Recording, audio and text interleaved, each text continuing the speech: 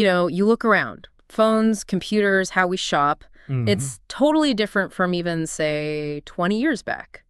Technology just keeps changing things, sometimes way faster than you'd think. Absolutely.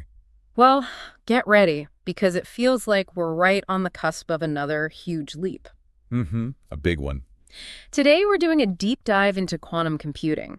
And this isn't just, a faster version of your laptop. Not at all. It's fundamentally different. Operates on principles that honestly sound more like, well, weird paradoxes than engineering, straight out of quantum mechanics. That's a good way to put it. And this whole dive is powered by this great stack of sources you sent in excerpts talking about this quantum computing revolution. Right. So our mission really is to try and unpack some of that complexity, pull out the key bits from the material, and figure out what this potentially world-changing tech is all about. And the difference is fundamental. Like you said, forget the usual bits, 0 or 1. Quantum computers use these things called qubits. Qubits, right. And how they work. Well, that's where the massive power for certain kinds of problems comes from. It's it's like going from counting pebbles to calculating with pure possibility. Calculating with possibilities. Okay, that sounds interesting. So how do these qubits actually do that? How do they escape the simple 0 or 1? Well, it really boils down to superposition. That's a key idea from the sources. Okay. So a normal bit has to be 0 or 1. That's it. But a qubit, it uses quantum mechanics to be, 0 or 1 or, and this is the crucial part, both at the same time. Both simultaneously. Simultaneously, until you measure it anyway. Yeah. Think less like an on-off switch, more like a dimmer that can be anywhere in between, or even represent all possibilities at once. Okay, my brain's already struggling slightly. And then there's this other thing mentioned everywhere, entanglement. What's that about? Entanglement. Yeah, that's the other really critical piece. And honestly, it's probably the most mind-bending part in the material. Right. When qubits are entangled, their states, their fates, basically, are linked. Doesn't matter how far apart they are physically. Seriously. Across distances. Yep. You measure one, and you instantly know something about the other. Instantly. And it's this connection that lets quantum computers do these huge parallel computations, something classical computers just can't touch, like having calculators that are all instantly coordinated. So superposition for multiple states at once, entanglement linking them, and the sources are clear. This isn't just theory. This is actually being used in machines. Oh, absolutely. I mean, yeah, it messes with our everyday intuition, but superposition, entanglement. These are solid, experimentally proven quantum mechanics concepts. The real trick, as the sources point out, is building machines stable enough to actually use these super delicate quantum states reliably. Okay, so the foundation is weird, but it's real. Let's shift gears then. From the lab to, the real world. Yeah. Because the material suggests this isn't science fiction anymore. Applications are actually starting to pop up. Exactly. And this is where it gets really interesting. Yeah. Like where? Well, one huge area is drug discovery, healthcare. You see, classical computers really struggle to simulate how complex molecules interact. It's just too much for them. Okay. And quantum computers. The sources suggest they can handle it. Because they operate on quantum principles themselves, they can model that quantum behavior of molecules directly at a scale and accuracy we just haven't seen before. So you could simulate how a potential drug actually interacts with a protein, say. Precisely. Oh. Which could massively speed up finding promising candidates. The material mentions potential breakthroughs for diseases like Alzheimer's, for example, by modeling the relevant molecules much better. That's incredible. And it could even lead to truly personalized medicine, designing treatments based on your specific genetic code. Wow.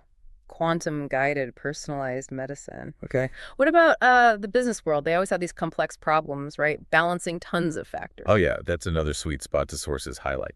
Optimization. Optimization. Think about businesses managing supply chains or financial portfolios, complex logistics.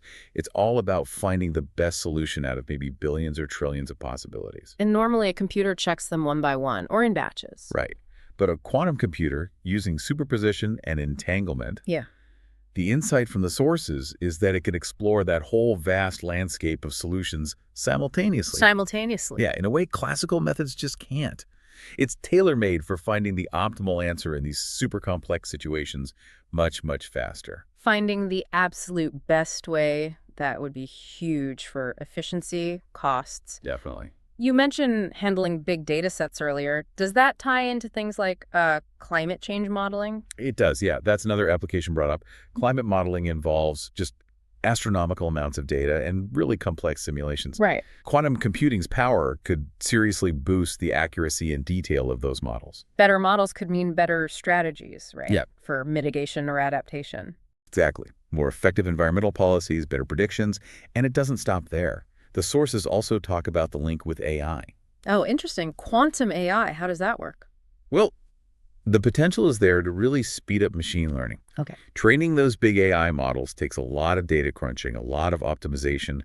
Quantum algorithms might be able to do those steps dramatically faster, which means, potentially smarter, more powerful AI systems develop more quickly, analyzing data in ways we can't currently manage. It really sounds like almost any field dealing with huge complexity or data could feel the impact. That's the potential, yeah. And it's not just theory now. We've got big players involved. Google, IBM. They're building actual machines. They are. They're leading the way on the hardware front.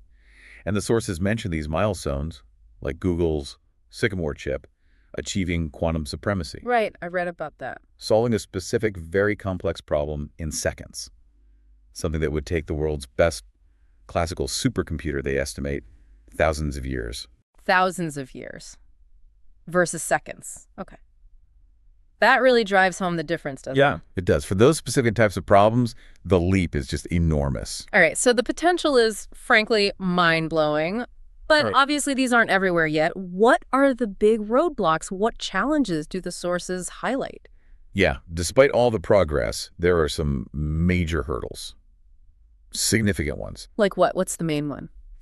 Error correction is probably the biggest headache mentioned in the material.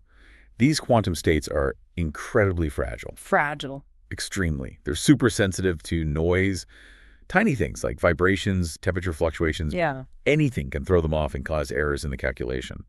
So figuring out how to detect and fix these errors without wrecking the quantum state itself is a massive, massive challenge. So they're powerful but incredibly delicate, like trying to build a ship in a bottle during an earthquake. Yeah, it's not a bad analogy. And that fragility leads right into the hardware needs with extreme environments. Often they need to be cooled down to near absolute zero using these complex cryogenic systems, colder than outer space. Wow. That sounds expensive and difficult. Incredibly expensive, technically very demanding. And that ties into the next big challenge, scalability. Right. Making them bigger. Exactly. Building systems with enough stable, interconnected qubits to tackle really large-scale practical problems. We're not quite there yet. The systems we have now, well, amazing, are often called NISQ devices, noisy intermediate-scale quantum. The noisy part is key. Noisy and intermediate scale. Okay. And with the cooling, the fragility, Yeah. the cost must be huge. Astronomical, yeah. As the sources point out, right now it's mostly governments, big research labs, major corporations that can afford to play in this space. So access is limited.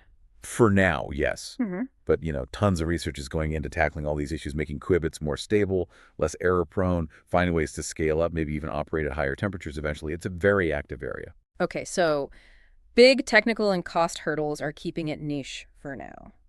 But looking further out, assuming these challenges get solved, what does this kind of power mean for society beyond the specific apps? Well, the societal implications are potentially enormous. Yeah. And kind of complicated. Yeah. Especially when you look at security. Security, how so? It's a real double-edged sword based on the material.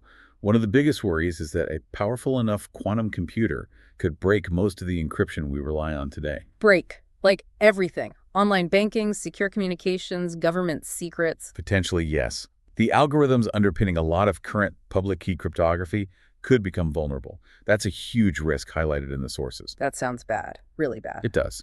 But the flip side, also detailed in the sources, is that quantum mechanics itself offers ways to create new kinds of encryption. Quantum cryptography or post-quantum cryptography. Methods that are believed to be secure even against quantum attacks, potentially offering virtually unbreakable security. So it breaks the old locks, but gives us new, much stronger ones. Exactly. It presents both the threat and potentially the ultimate solution. A real race is on, basically. Okay. What about the economy? If some companies or countries get this power first? That's another major point. Potential for significant economic disruption. Those who adopt and leverage quantum computing effectively early on could gain a massive competitive edge. Right. It could really reshape industries, shift global economic power balances, Create new winners and losers on a global scale. potentially, yes. And then there's just the pure potential for science. How so? Being able to accurately model complex quantum systems that could just unlock whole new areas of knowledge, understanding fundamental physics better, the universe's origins, but also things like designing new materials from the ground up or finding catalysts for much more efficient renewable energy. So pushing the frontiers of basic science and helping solve practical global challenges. That's the dream, definitely. Okay. So we've gone from these really counterintuitive basics, qubits, superposition, entanglement, through the amazing potential in medicine, finance, climate, AI, then grappled with the serious challenges, errors, cooling, cost, scale, Very real challenges. and finally touched on these profound societal impacts like the whole security paradox, economic shifts, and maybe even a new era of scientific discovery. Yeah, looking at the sources, it's pretty clear quantum computing isn't just the next step. It's a potential paradigm shift, something that could genuinely reshape our world. And the material shows that while the progress is incredibly fast, those hurdles are just as real. It's where a lot of the hard work is happening right now. Absolutely. Intense research and development. So wrapping this up, what does all this mean for you listening in? Well, it means this isn't just some lab curiosity. It's a technology that could, down the line, touch everything from how your data is secured to medical treatments to how global systems operate. It's worth keeping an eye on. Definitely. So based on everything we've discussed from the sources, here's something to mull over. We have this technology that could simultaneously shatter today's encryption and enable virtually unbreakable future encryption. How should we collectively manage the rollout? How do we time the development of the lock-breaking versus the new lock-making side of things to stay secure? What really strikes for you about that duality, this immense threat paired with this incredible promise?